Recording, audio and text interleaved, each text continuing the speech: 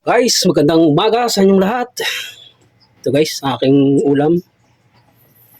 Ito yung aming ulam ngayong araw na to. Nakabili ako dito guys ng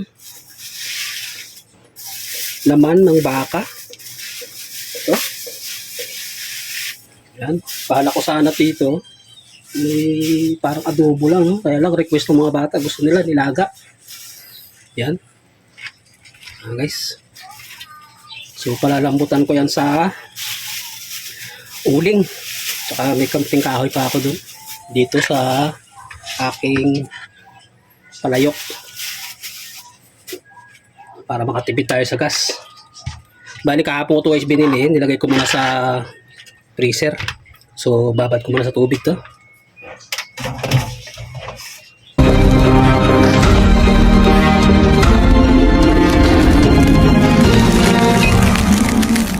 Guys, kapagpapoy na ako ng uling doon. Tignan natin. Request to guys ng aking panganay eh. Mahilig sa ano yun, baka. Gusto nun nilaga. Palalambutan ko lang yan guys sa uling. Lalagyan mo natin ng mga pampalasa. Nilagang ito guys, meron akong dating kasama na ano eh.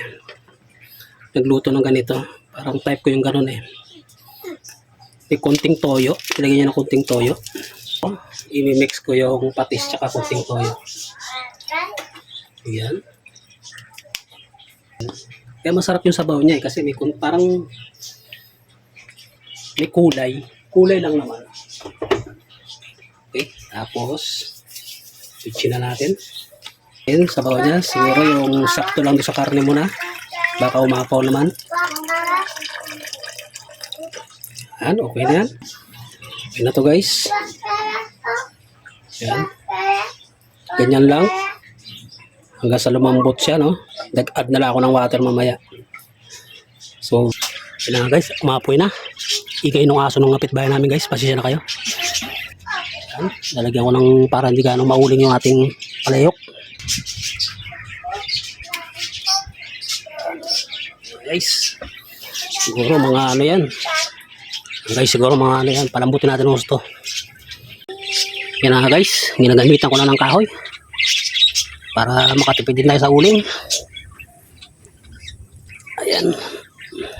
Maganda tong kahoy na gamit ko guys. Ano to eh, bayabas. Kaya malingas siya. Tsaka ano lang, pautay-utay lang yung lagay ko. Kasi masyadong yan, malakas ng apoy. Iba talaga yung amoy ng sabaw guys pagka sa kahoy mo niluto. Mabango. Tsaka iba yung kanyang iba yung kanyang sarap. Palipas na guys ng isang oras pero medyo matigas-tigas pa no. Gusto ko yung yung malambot talaga siya pagdating sa karing baka. Dito ko na lulutuin yung ating pinalambot na baka kanina. Bali hindi repolyo yung aking lalagay. Ito guys oh.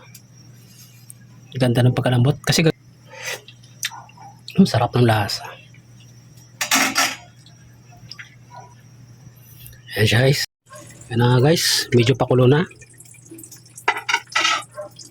Ilalagay ko na yung ating pechay.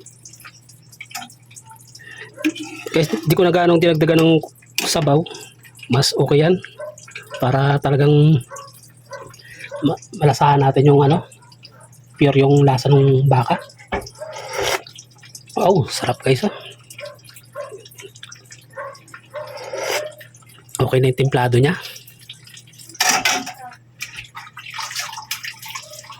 So ito na lang ilalagay natin. Maluto na yung ating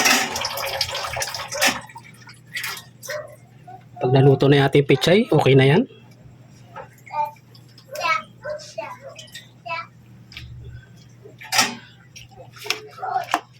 Sarap guys. Talagang purong lasang baka talaga yung matitikman mo. Yan.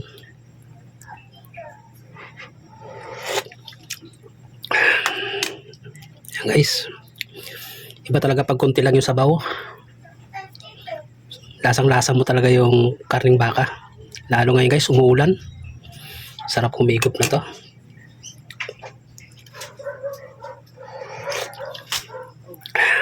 Yan, diskarte ko guys, pagka konti lang naman yung karne, ganun dami ng sabaw para hindi mawala yung lasa. Para kahit di mo nadagdagan ng Knorr cubes, okay na. Ayos na yan. Kumulo lang. Guys, kung bago ka pa lang sa akin channel, pa-like guys, subscribe na rin para updated ka sa mga susunod na video na gagawin ko. Hintayin lang natin kumulo. Okay guys, kumulo na. Lalagyan ko sana siya ng siling green, kaya lang ayaw, huwag daw. Para nga naman tuloy-tuloy ang pagigop ng mga bata, di maanghangan.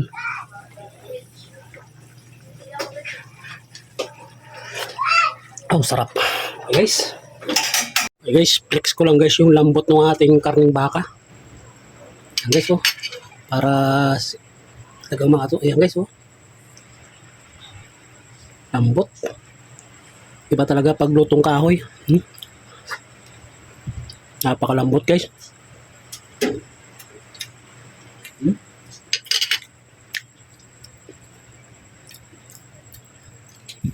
Sarap.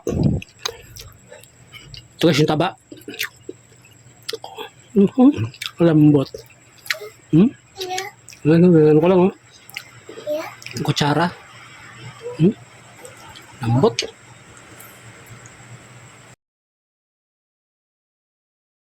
Sarap.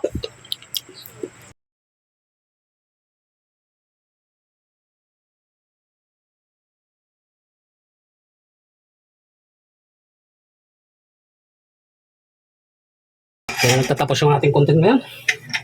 Maraming salamat. Kain po tayo. Yan ang aming ulam ngayong hapunan. Guys, bye-bye.